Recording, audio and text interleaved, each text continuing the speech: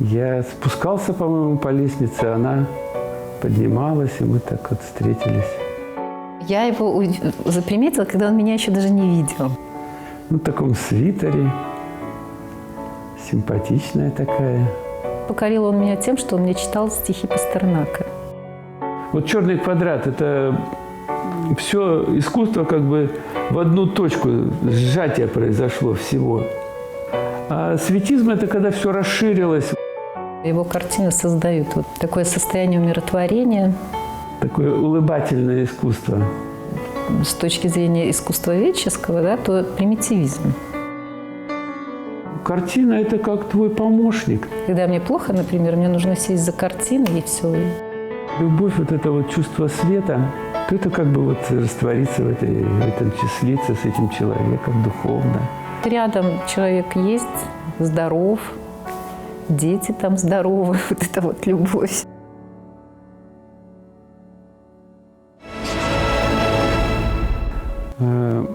Я работал в научно-исследовательской художественной экспериментальной лаборатории. Создавал сувениры. И вот и Наталья тоже там через какое-то время тоже стала работать. И там мы познакомились. Ну, я его заприметила, когда он меня еще даже не видел, честно говоря. Я спускался, по-моему, по лестнице, она поднималась, и мы так вот встретились. Он был высокий, с бородой. Ну, в таком свитере, симпатичная такая. Ну и покорил он меня тем, что он мне читал стихи Пастернака. Вот. Это было как-то так очень необычно. Пастернака тоже. Да, неужели я перепутала? Мы уже 34 года вместе. Мы даже не представляем друг друга на работе. Ну, вообще просто так сложилось, что как бы мы всегда вместе. У нас разные как бы свои зоны, и мы не мешаем друг другу. Наоборот, так можно с кем-то посоветоваться. Мы не устаем. Нам интересно друг с другом. Поэтому такого нет, чтобы мы устали. Правда?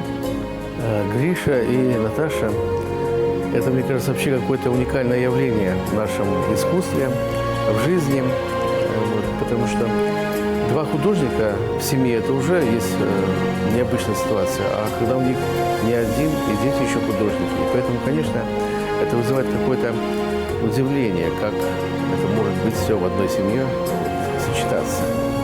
А то, что работают вместе, вот и Григорий, и Наталья, они в одной мастерской, это тоже вообще сложно. Это два человека, которые нашли друг друга, которые живут рядом. Это не просто муж и жена, это соратники. Мое направление авторское называется светизм. От слова «свет», «свети», как бы призыв, светизм. Вообще слово «свет», оно очень емкое, оно многозначительное. Это свет – это старый свет, новый свет, как географическое. Тот свет, этот свет. То есть там тоже свет. Это вот приятно. Ну, свет души, свет сердца, как человека. Его картины создают вот этот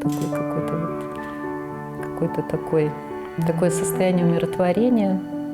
Светизм, я думаю, начался с детства, как-то с детских впечатлений, ярких очень.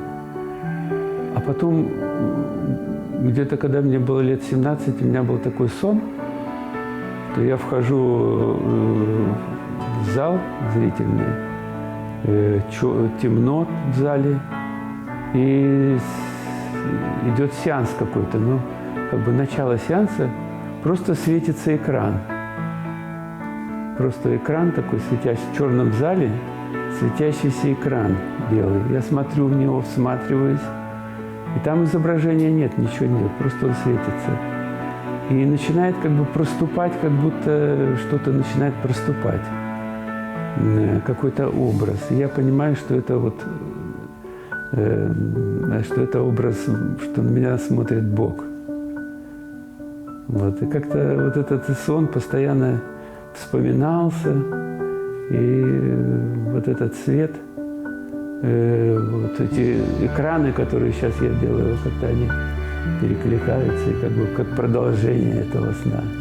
В концепции есть такое понятие света, который он видит сквозь небольшую щель, находясь в темном помещении.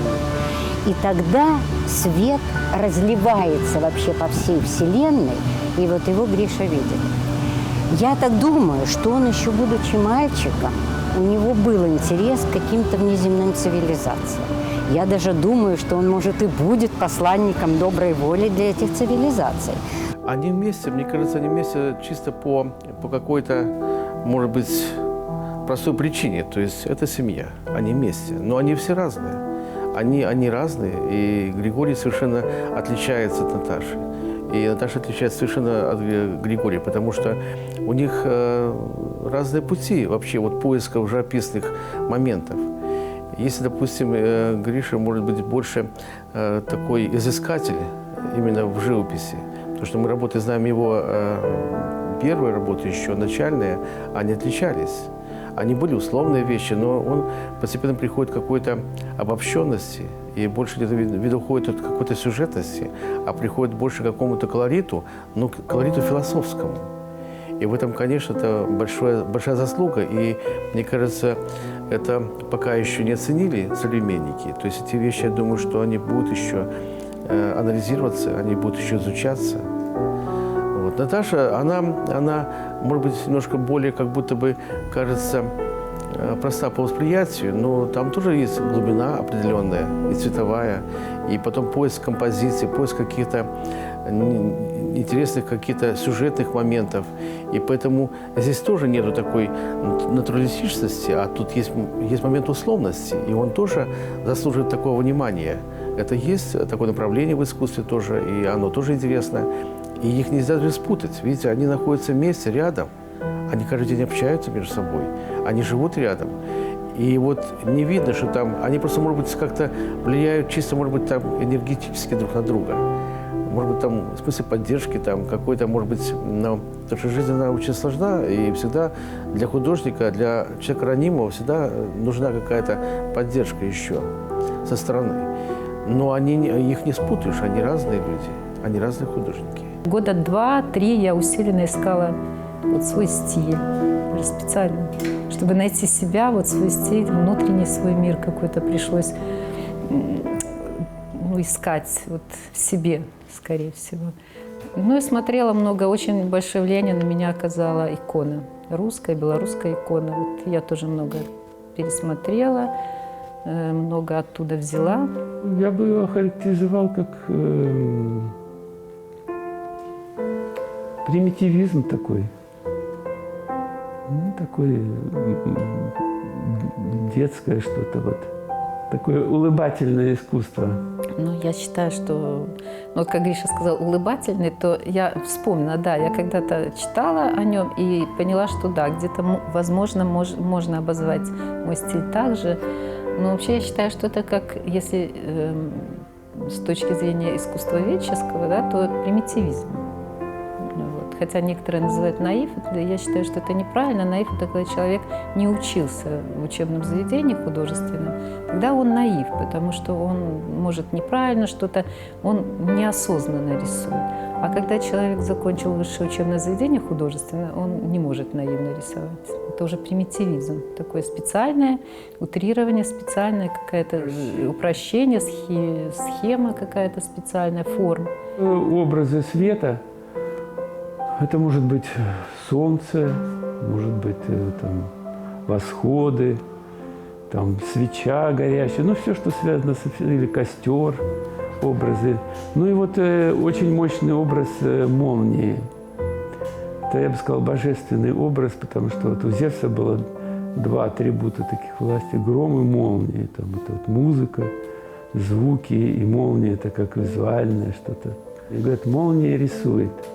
Рисунок молнии похож на русло рек, разветвленные такие на рукава, на ветви деревьев, на нашу систему кровеносную и нервную, на провода, просто через провода.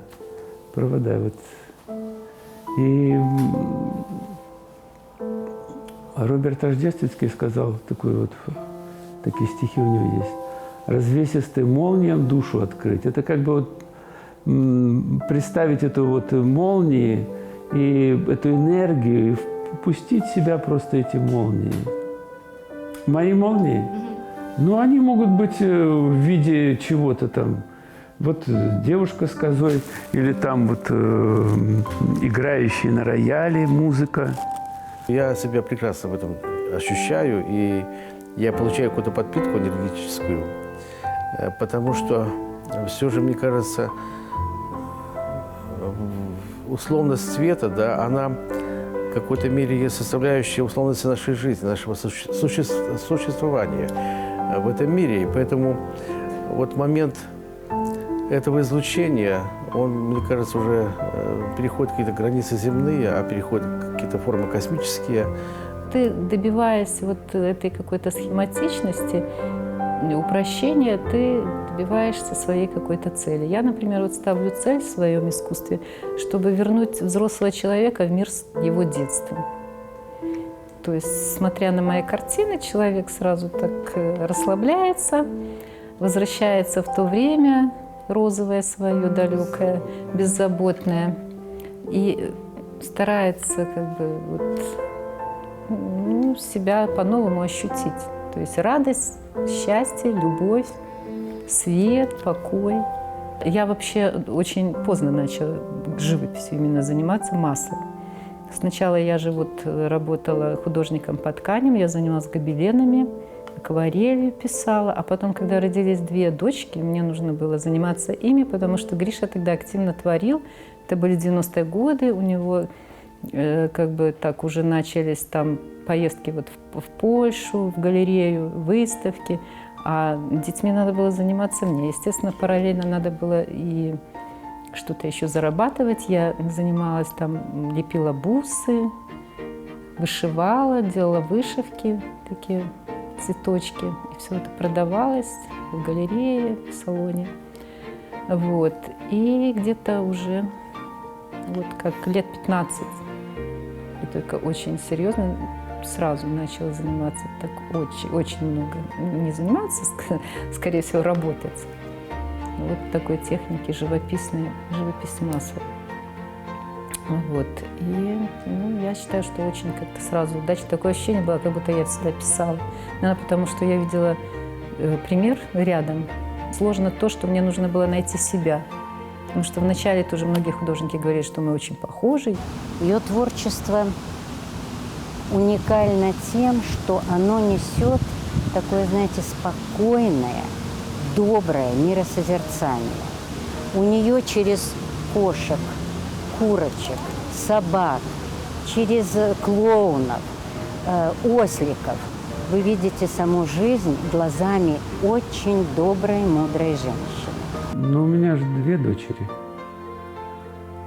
Как-то вот старшая, она все время видела вот книги, вот в основном по искусству. Вот я ей показывал и сочинял что-то. Вот. И она все время, ну, занять надо чем-то, бумагу давали. Вторая тоже, глядя на старшую, тоже пыталась не отставать и тоже рисовала. Ну, сейчас она как бы вот продолжает вот как-то это направление со светом, вот что-то. Вот. Мне кажется, у меня такое детство было очень, не знаю, сказочное, я бы сказала. Потому что постоянно проводила много времени в мастерской у отца. У него была большая мастерская, его первая мастерская, и она находилась возле Черзинского рынка. И она была очень красивая, там было много всего интересного, и хотелось там прям находиться. Все такое было сказочное и необычное. Особенно для маленького ребенка все казалось большим, все казалось таким каким-то волшебным. У них рисует вся семья, у них рисует старшая дочь Галя, рисует очень интересно. не похожа на стиль Григория или Натальи, у нее он свой собственный. Она, несомненно, уже зрелый художник и набирает силу стремительно. Их младшая дочь рисует по-другому совсем. Были выставки, где участвовала вся семья. Трудно сказать, кто лучше, Григорий или Наталья. Я люблю обоих. Вот их уже отдельно нельзя рассматривать. Дети, наверное, еще той силы, той мудрости не обрели, но они на пути к ней. То есть это будет вот такая уникальная белорусская семья, рисующая вся. Вот у них только кошка не рисует. Они у меня особенные, мне они очень нравятся. Например, дедушка рисует цвет, бабушка всякие, волшебные такие, фантастические. Я их люблю. И мастерскую теперь они назвали «Мастерской света». Есть много центров. Вот, например, в Полоцке центр Европы, центры оздоровительные, там матери и ребенка, там множество центров.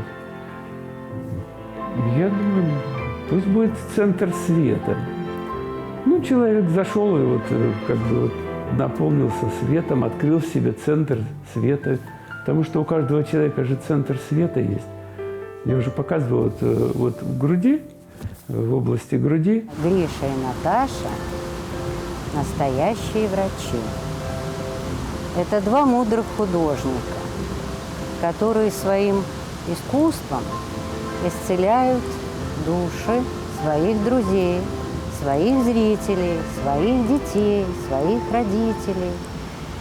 И я никогда им об этом не говорила, но если мне нужно кому-то помочь, если кому-то трудно, людям, которые никогда, может быть, и не видели их художество, я хочу привести их к ним домой, погреться у их семейного творческого очага. Это помогает.